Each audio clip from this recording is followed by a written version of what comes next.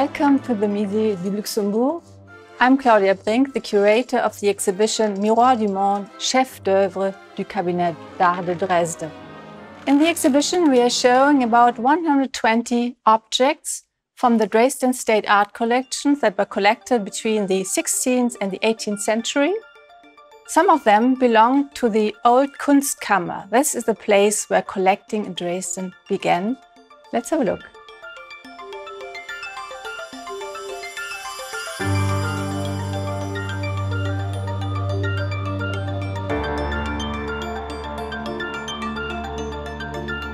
The Kunstkammer, or Cabinet of Curiosities, was founded by Elector Augustus around 1560. It contained not only works of art, but also exceptional things from nature, technical instruments or tools and books. The rarer an object was, the more highly it was valued. Therefore, the collectors had a special interest in things that had been unknown in Europe so far. The Kunstkammer was regarded as a world en miniature, as a mirror of knowledge about the world, or rather of what people believed to know about it.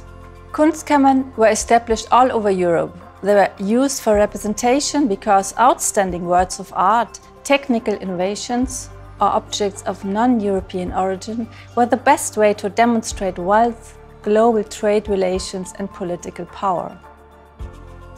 The materials unknown to Europe were particularly fascinating.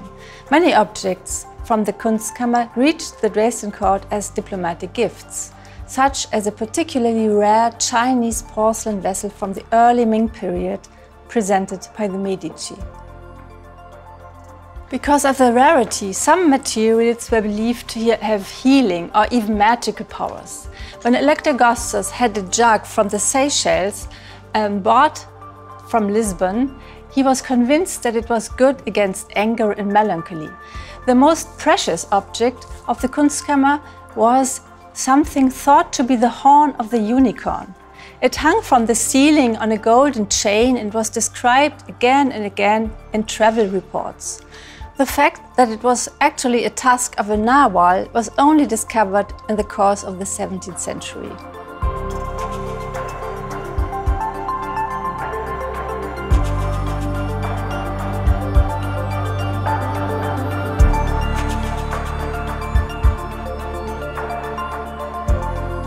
Seashells, rock crystal, precious stones, ivory, coconut, gold and silver. All these materials were in great demand among artists in Europe. We are showing a group of outstanding pieces from the Greenwald, all of them variations of the sea snail.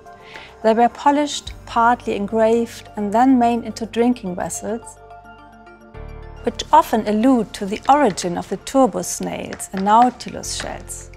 There was a goblet composed of a variety of different snails, a ship on wheels which can move back and forth on the festive table, and a sea unicorn that is steered by the god of the sea, Neptune. One may assume that the dealers were well informed about the origin of their goods through their global networks. However, this knowledge was mostly not passed on. The collectors do not seem to have been interested in the origin and function of the pieces. For everything that came from outside Europe, they called it simply from India. Artists and natural scientists often took part in the European expeditions. They sometimes created very precise records of the flora and fauna they encountered. In contrast, native people were usually portrayed in a very stereotypical way. The construction of the uncivilized was intended to emphasize the supposed superiority of the Europeans.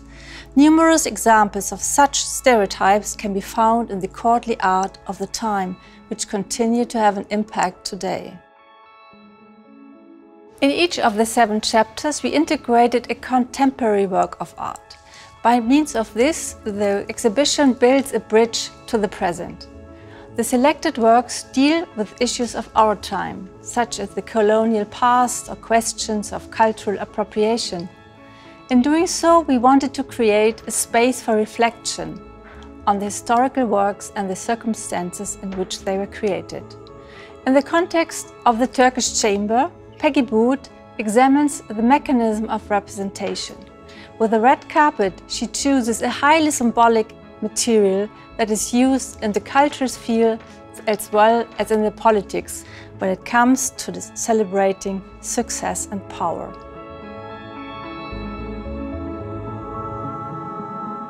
This was only a small insight into our exhibition Miroir du Monde. You are now invited to come to the Musée du Luxembourg to see the Kunstkammer and the other precious objects from the Dresden collection. The exhibition is open until January 15, 2023. We are very much looking forward to your visit.